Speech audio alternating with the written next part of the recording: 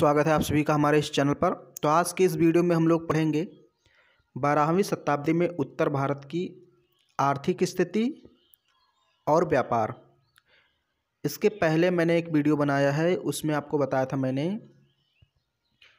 उत्तर भारत की सामाजिक स्थिति के बारे में। ओके, 12वीं शताब्दी में उत्तर भारत की सामाजिक स्थिति कैसी थी, तो पिछले वाले वीडियो में हम लोगों ने उस बारे में डिस्कस किया था। तो चलिए हम लोग शुरू करते हैं। आज 12वीं शताब्दी में उत्तर भारत की आर्थिक स्थिति और व्यापार ये कैसा था हम लोग जानते हैं। तो देखिए यहाँ पर एक चीज़ मैं आपको बता दूं, जैसे वो पूछ रहा है 12वीं शताब्दी में उत्तर भारत की आर्थिक स्थिति, तो किसी देश की आर्थिक स्थिति किस पर निर्भर करती है, सबसे पहले ये सोचना पड़ेगा आपको। तो दो चीज़ों पर निर्भर करती है बेसिकली, अगर हम देखें मोटे मोटे तौर पर, तो दो चीज़ों पर उस देश की अर्थव्यवस्था यानी कि आर्थिक स्थिति निर्भर करती है। एक तो है कृषि, ओके, एग्रीकल्चर, और दूसरा है उद्योग धंधे। ये दो चीज़ें जो होती हैं किसी भी देश की आर्थिक स्थिति निर्धारित करती हैं बहुत हद तक। तो आर्थिक स्थिति में हमें दो ही चीज़ों पर लिखना है, दो ही चीज़ों को पढ़ना है, एक तो कृषि और एक उद्योग धंधे, ओके, इंडस्ट्री वगैरह। तो सबसे पहले हम कृषि की बात करते हैं कि 12वीं शताब्दी में कृषि की क्या स्थिति थी।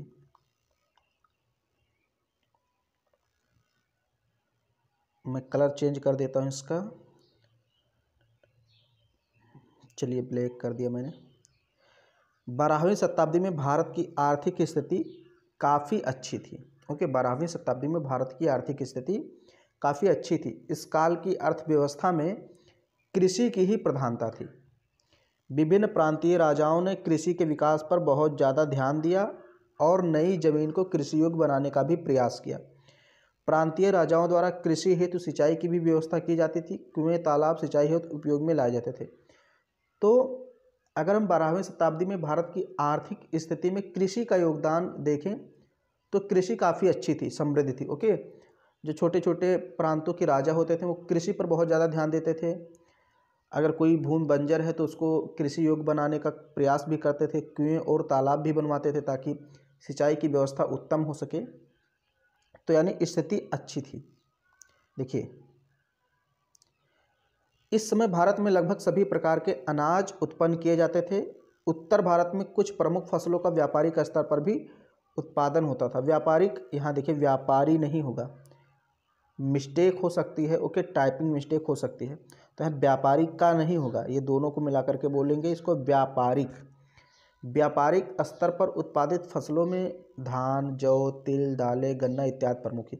यानी कि इन अनाजों का जो उत्पादन होता था, चाहे धान की बात करें, जौ की बात करें, तिल, दालें, गन्ना, इन फसलों का उत्पादन व्यापारिक स्तर पर होता था। यानी इनका व्यापार के लिए भी उत्पादन होता था, खाने पीने के लिए तो होता ही था, साथ ही साथ इनसे विदेशी मुद्रा भी प्राप्त होती थी। मगध एवं कलिंग चावल के लिए विख्यात थे। तो मगध और कलिंग के प्रदेश जो थे, यहाँ पर चावल की पैदावार बहुत ज़्यादा होती थी, तो ये चावल के लिए विख्यात थे। अभिधान रत्नमाला नामक ग्रंथ में अनेक प्रकार के अनाजों का उल्लेख मिलता है। मेधा तिथि ने चावल तथा जौ सहित 15 प्रकार के अनाजों को धान की कोटि में रखा था। फलों की दृष्टि से कश्मीर काफ़ी समृद्ध था उस समय 12वीं शताब्दी में।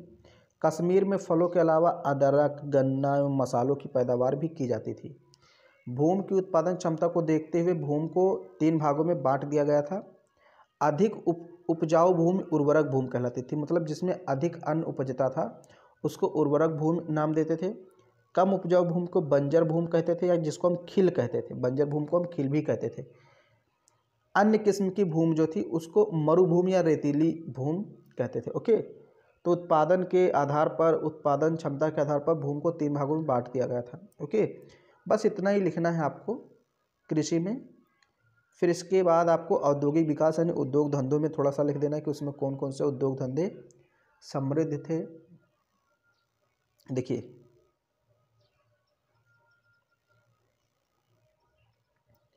बारहवीं शताब्दी में भारत में सुल्तानों ने औद्योगिक विकास को बढ़ावा देने के लिए उद्योगपतियों को प्रोत्साहित किया, मतलब उद्योगों पर भी कहीं ना कहीं ध्यान दिया जो 12वीं शताब्दी के सुल्तान थे। वस्तुओं की मांग को देखते हुए विभिन्न कारखाने भी स्थापित किए गए थे।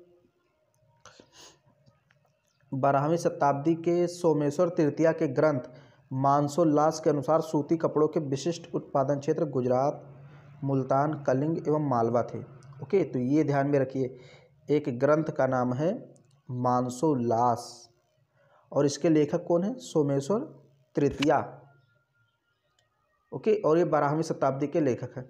तो इन्होंने बताया है अपने इस मानसोल्लास में कि सूती कपड़ों के लिए कौन कौन से क्षेत्र प्रसिद्ध थे 12वीं शताब्दी में? गुजरात, मुल्तान, कलिंग एवं मालवा। गुजरात में उच्च कोटि का कपड़ा निर्मित होता था। बंगाल बुनाई के लिए प्रसिद्ध था। बुनाई मतलब कसीदाकारी जिसे हम कहते हैं। ओके, मतलब जैसे कोई कपड़ा बन गया तो उस पर डिजाइनें बनाई जाती थी, तो उसके लिए बंगाल फेमस था। बंगाल से कपड़ा विशेषतः रेशमी वस्त्र पश्चिमी एशिया के देशों को निर्यात किया जाता था। तो बंगाल में जो रेशम का वस्त्र बनता था उसको कहाँ भेजा था? पश्चिमी एशिया के देशों को।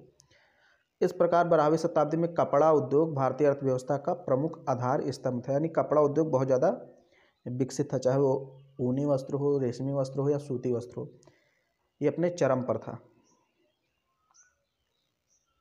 फिर यहाँ पर है धातु उद्योग भी उन्नत अवस्था में थे। विभिन्न प्रकार की धातुओं का उत्खनन कर उनसे विभिन्न उपयोगी वस्तुएं निर्मित की जाती थी। सिंध स्थित देवल तलवार निर्माण का एक प्रसिद्ध केंद्र था। इसके अलावा भारतीय कारीगर सुंदर आभूषणों के निर्माण में भी माहिर थे। तो मतलब धातुओं का खनन किया जाता था, उससे कई प्रकार के हथियार बनाए जाते थे, उपकरण बनाए जाते थे, जैसे तलवार। अब चूंकि भारतीयों में उसमें तोप वगैरह विकसित नहीं हुआ था, तो तलवार, भाला और भी जो छुरा वगैरह होता है यही सब बनाए जाते थे, इसी से भारतीय युद्ध करते थे। ओके, तो सिंध प्रांत में एक स्थान नाम है देवल। यहीं पर सबसे पहले मोहम्मद बिन कासिम ने आक्रमण किया था, आपको पता होगा, 712 में सिंध के देवल स्थान पर। तो यहाँ पर जो है पहले तलवार बहुत ज़्यादा बनाई जाती थी, यहाँ की तलवारें बहुत ज़्यादा मशहूर थी। ओके, और अगर हम बात करें तो भारतीय जो कारीगर थे सुंदर आभूषणों को भी बनाने में काफ़ी ज़्यादा पारंगत थे, माहिर थे। तो ये आपने आर्थिक स्थिति बता दिया। 200 शब्दों में आता है, मतलब कई बार आ चुका है क्वेश्चन, 200 शब्दों में आता है, 500 शब्दों में नहीं आता, इसलिए ज़्यादा नहीं लिखना है। मान लीजिए 100 आपका कृषि हो गया 100 शब्दों में, और 100 शब्दों में ये हो गया। ओके, तो कुल मिलाकर 200 शब्दों में आपको लिखना है। अब एक टॉपिक और बचता है, इसी से जुड़ा हुआ है, व्यापार। उसको भी हम लोग देख लेते हैं थोड़ा सा। 12वीं शताब्दी में व्यापार मतलब जैसे भारत में कुछ वस्तुएं बनती थी तो उनको विदेशों को भेजा जाता था, यानी निर्यात किया जाता था, और कुछ वस्तुएं विदेशों से भारत में मंगाई जाती थी, मतलब आयात किया जाता था। ओके, तो यही चीज़ें आपको लिखनी है। और व्यापार किसके माध्यम से होता था ये भी थोड़ा बहुत लिख देना है। जैसे 12वीं शताब्दी में भारतीय व्यापार भी काफ़ी समृद्ध था। भारत का विदेशी व्यापार जल एवं फल दोनों मार्गों से होता। अब देखिए यहाँ मिस्टेक होगा, फल नहीं होगा, यहाँ होगा थल। ओके, जल और थल दोनों मार्गों से होता था, मिस्टेक हो सकती है। आंतरिक एवं बाह्य व्यापार दोनों ही उन्नत अवस्था में थे, यानी कि जो हमारे देश में विभिन्न प्रांतों के बीच व्यापार होता था वो भी उन्नत अवस्था में था, और हमारे देश का अन्य देशों के साथ जो व्यापार होता था वो भी उन्नत अवस्था में था। आंतरिक व्यापार स्थल मार्गों से एवं नदियों में नौकाओं के माध्यम से होता था। अब जो आंतरिक व्यापार है, यानी देश के अंदर जो व्यापार होता था विभिन्न प्रांतों के बीच, उसमें नदियों का सहारा लिया जाता था, उसमें नाव के द्वारा व्यापार होता था, या फिर रास्ते जो हैं स्थलीय रास्ते, ओके, उनसे भी व्यापार होता था। विदेशी व्यापार जल एवं थल मार्गों द्वारा पूर्वी एवं पश्चिमी देशों के साथ होता था। विदेशी व्यापार, अब चूंकि उसमें प्लेन वगैरह था नहीं, इसका विकास हुआ नहीं था, तो विदेशी व्यापार या तो जल माध्यम से होता था या तो फिर थल माध्यम से। ओके, भारत से चीन का व्यापारिक संबंध थल मार्ग द्वारा तिब्बत होकर था। अगर भारतीय व्यापारी चीन जाना चाहते हैं तो कैसे जाएंगे? थल मार्ग से होकर के सबसे पहले तिब्बत जाएंगे, फिर तिब्बत से वो चाइना में जाते थे। ओके, ऐसे ही चाइना पहले तिब्बत में आता था, फिर तिब्बत से भारत में आता था व्यापार करने, क्योंकि चाइना और भारत के बीच में तिब्बत पड़ता है। हालांकि इसमें तिब्बत चाइना के कब्जे में है। काबुल और कांधार होकर अरब देशों एवं मध्य एशिया के साथ भी व्यापारिक संबंध थे। देवल, खंबात, थाना तथा सोपारा ये पश्चिमी भारत के प्रमुख बंदरगाह थे। ओके, यहीं से मतलब व्यापार होता था। इन बंदरगाहों से जल मार्ग द्वारा माल निर्यात किया जाता था। अरब लेखक, एक अरब लेखक है इब्न खोरदाद बेह। ओके, इसका नाम याद रखना, मैं इसको सर्किल थोड़ा सा आपको हाईलाइट कर देता हूँ। यहाँ पर देखिए, खोरदाद बेह। ओके, इब्न खोरदाद बेह,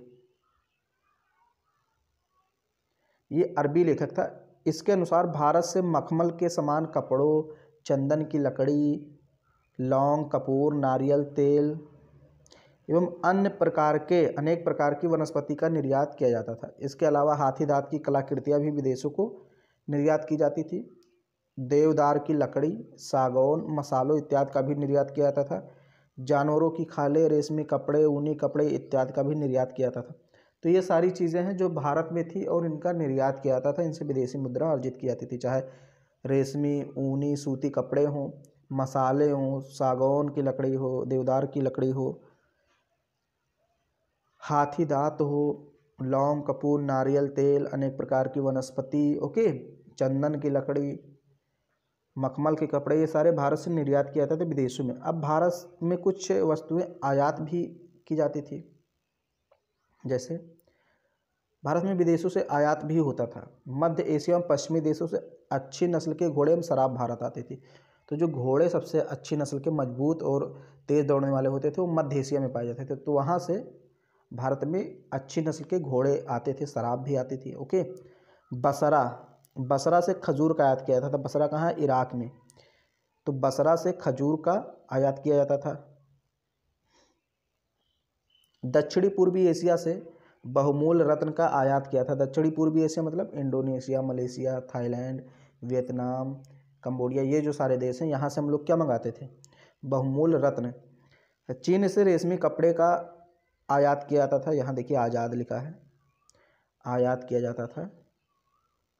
ओके, इस प्रकार हम देखते हैं 12वीं शताब्दी में उत्तर भारत की आर्थिक स्थिति काफ़ी अच्छी थी। कृषि, व्यापार एवं उद्योग धंधे सभी की दशा अच्छी होने के कारण भारत एक समृद्ध देश था। बस इतना आपको लिख देना है, आपको पूरे मार्क्स मिल जाएंगे। ओके, तो ये आपको मैंने बताया आज की वीडियो में 12वीं शताब्दी में उत्तर भारत की आर्थिक स्थिति और व्यापार कैसा था। उम्मीद करता हूँ ये वीडियो आपको पसंद आया होगा। तो इस वीडियो को लाइक कर दीजिए, चैनल पर पहली बार आए हैं तो सब्सक्राइब कर लीजिए और अपने दोस्तों में शेयर कर दीजिए।